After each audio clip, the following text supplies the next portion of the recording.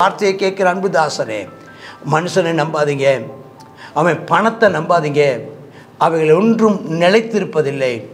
கர்த்தரை நம்புங்கள், கர்த்தருடைய வார்த்தையை நம்புங்கள், தீர்க்கதரிசியை நம்புங்கள்.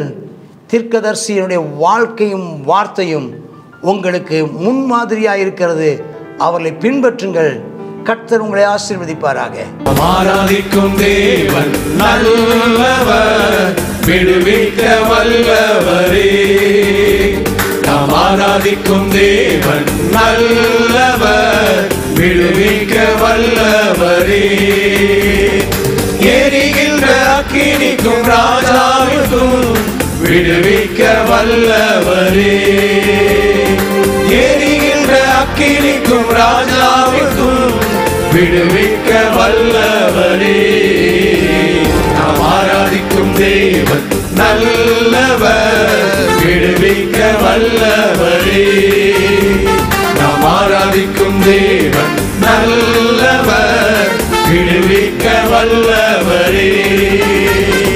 நம்மை காக்கின்றவர் தூதரை அனுப்பிடுவார். அக்கினி ஜுவாலை நம்மை அவியாமல் காத்திடுவார்.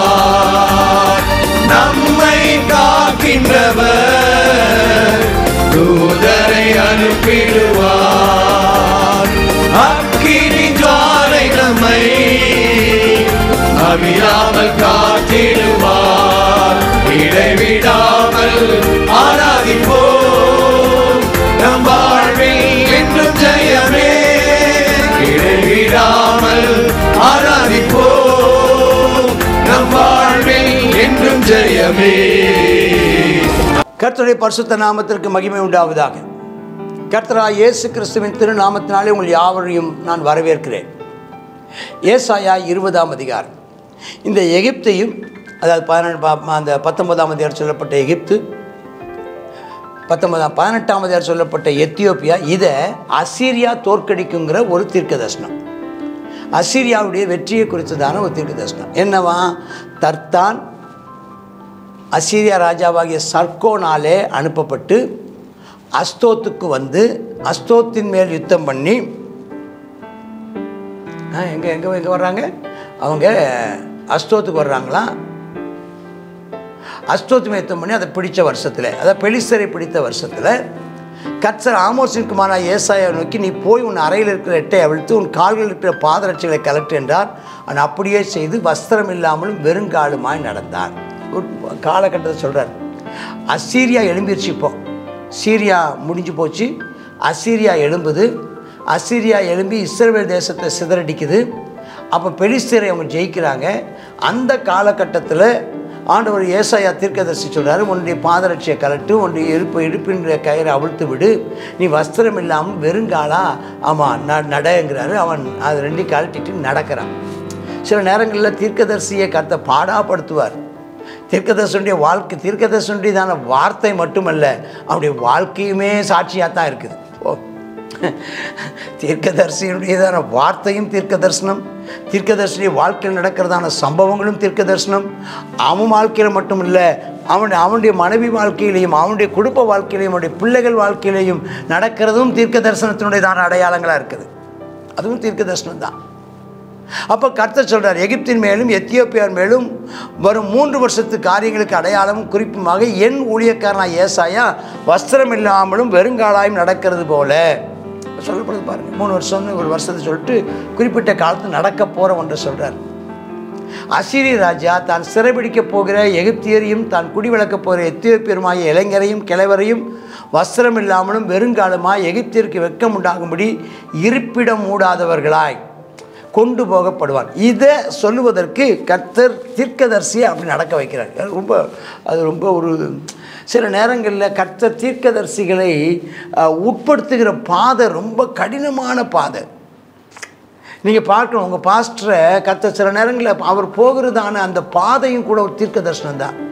நம்ம நினைக்கிறோம் தீர்க்க தரிசனுடைய வார்த்தைகள் மட்டும் தீர்க்க தரிசனம் இல்லை, அவருடைய வாழ்க்கையே ஒரு தீர்க்க தரிசனம். அவர் வாழ்க்கையில் நடக்கிற சம்பவங்களும் தீர்க்க தரிசனத்தினுடையதான வெளிப்பாடுகள்.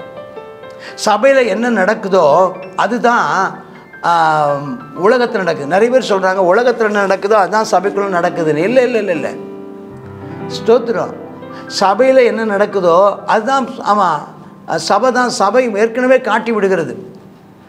சபையில் ஒருவர் மேலே ஒழுங்கு நடவடிக்கை அதே காலகட்டத்தில் உலகத்துலேயும் பல கட்சிகளுக்குள்ளே ஒழுங்கு நடவடிக்கை எடுக்கிறத பார்க்குறோம். சபை என்ன செய்தோ அதுதான் அது மற்ற தேசங்களுக்கு அது அடையாளமாக இருக்கிறத பார்க்குறோம். சபையை கர்த்தர் முன்னோடியாக வச்சிருக்கிறாரு. தீர்க்கதரிசிகளை ஆண்டவர் முன் அடையாளமாக வச்சிருக்கிறார். அப்போ இந்த கடற்கரை குடிகள் தாங்கள் நம்பியிருந்த எத்தியோப்பியாவை குறித்தும் தங்கள் பெருமை பாராட்டின எகிப்தை குறித்தும் கலங்குவார். இந்த பெலிஸ்தர்கள்லாம் எகிப்து உதவி செய்ய நினச்சாங்க. கர்த்தர் எகிப்தியை அடித்து போடுறார். அசீரியா ராஜன் முகத்துக்கு தப்பும்படி நாங்கள் நம்பி சகாயத்துக்கென்று ஓடி வந்து அண்டினவன் இப்படி ஆனானே, நாங்கள் எப்படி விடுவிக்கப்படுவோம் என்று அக்காலத்திலே சொல்லுவார்கள். அப்போ என்னென்னா, இது யாரை நம்பி இருக்கிறாங்களோ அவர்களையே கர்த்தர் கடித்து கொள்கிறார். ஆகையினாலே நீ நம்பி இருக்கிற நம்பிக்கை உன்னை விடுவிக்கும்னு நினைக்காத, ஆபத்து வருகிறது. யாருடைய பலத்தையோ நம்பி நீ தேவனுக்கு விரோதமாக எதிர்த்து நிற்கிறாய்.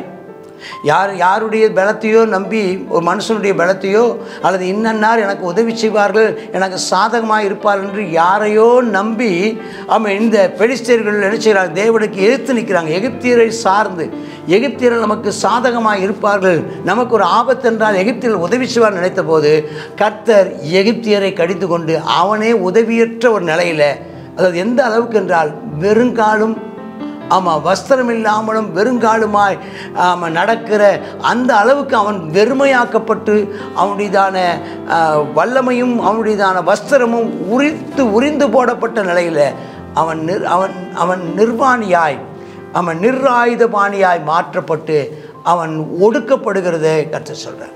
ஆகினாலே இப்பவும் அவன் நமக்கு இப்போ பிந்தி போகவில்லை. வார்த்தையை கேட்குற அன்புதாசனே, மனுஷனை நம்பாதீங்க, அவன் பணத்தை நம்பாதீங்க, அவைகள் ஒன்றும் நிலைத்திருப்பதில்லை.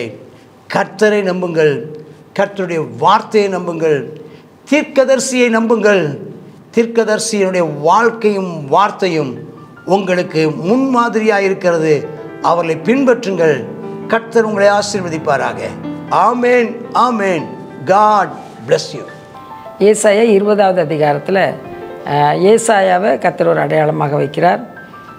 ஆகையினால அவங்க நம்பி இருந்ததான, அவங்க என்ன செய்தாங்க, எத்தியோப்பியாவையும் எகிப்தையும் நம்பி இருந்தாங்க, அந்த கடற்கரை குடிகள். ஆனால் கர்த்தர் என்ன செய்கிறாரு, அவங்களுக்கு இந்த அதிகாரத்தில் அவங்களுக்கு விரோதமாக இன்னொரு ஜனம் என்ன செய்துச்சு, அவங்களே அழித்து போட்டது. பாபிலோன் என்ன செய்துச்சு, இவங்களை அழித்து போட்டதுன்னு சொல்லி பார்க்குறோம்.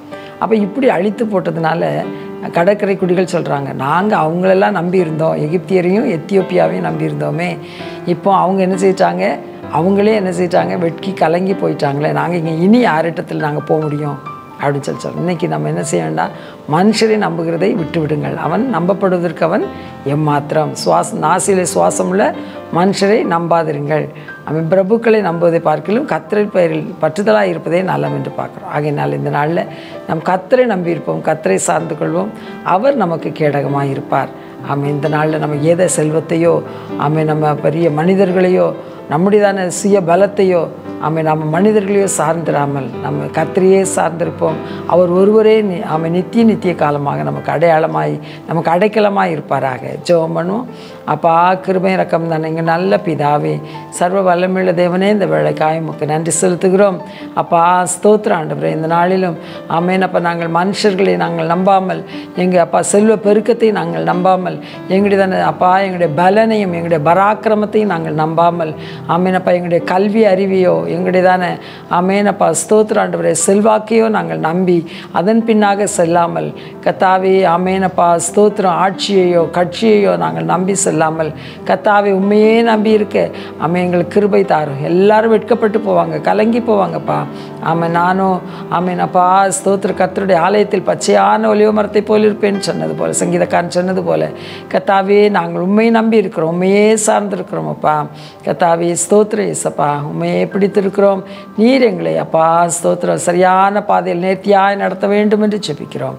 இயேசுவின் நாமத்தில் ஜெபிக்கிறோம் நல்ல பிதாவே. ஆமென், ஆமென்.